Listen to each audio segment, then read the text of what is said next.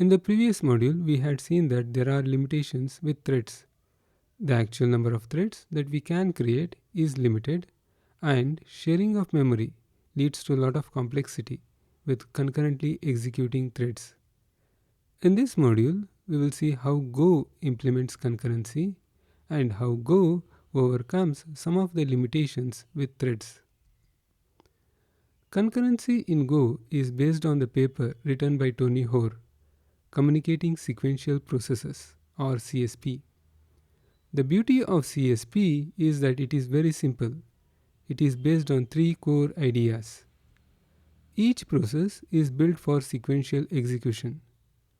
Every process has a local state, and the process operates on that local state. If we have to transfer data from one process to another process, we do not share memory, but we communicate the data. We send a copy of the data over to other process. Since there is no sharing of memory, there would be no race condition or deadlocks. And we can scale easily, as each process can run independently. If the computation is taking more time, we can add more processes of the same type and run the computation faster. So what tools Go provides for concurrency? Go routines. Go routines are concurrently executing functions.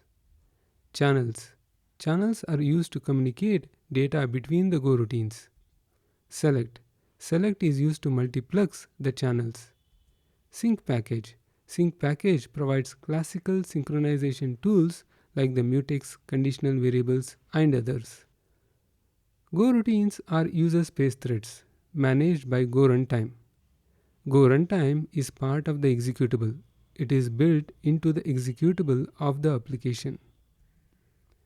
Go routines are extremely lightweight. Go routines starts with 2 KB of stack, which can grow and shrink as required. It has a very low CPU overhead. The amount of CPU instructions required to create a Go routine is very less. This enables us to create hundreds of thousands of Go routines in the same address space. The data is communicated between the Go routines using channels, so sharing of memory can be avoided. The context switching is much cheaper than the thread context switching, as Go routines have less state to store. Go runtime can be more selective in what data is persisted, how it is persisted, and when persisting needs to occur. Go runtime creates OS threads. Go routines runs in the context of the OS thread. This is important. Go routines are running in the context of the OS threads. Okay? Many Go routines can execute in the context of the single OS thread. The operating system schedules the OS threads, and the Go runtime schedules multiple Go routines on the OS thread. For the operating system, nothing has changed. It is still scheduling the threads as it was. Go runtime manages the scheduling of the Go routines on the OS thread. So let us summarize. In this module, we saw what are Go routines. Go routines are user space threads managed by Go runtime. We saw what are the advantages of Go routines over OS threads.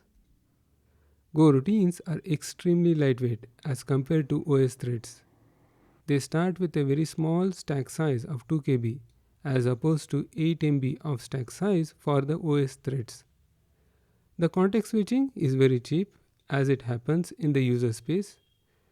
Go routines have a very less state to be stored. This enables us to create hundreds of thousands of Go routines in the same address space. In the next module, we will be doing some coding exercises.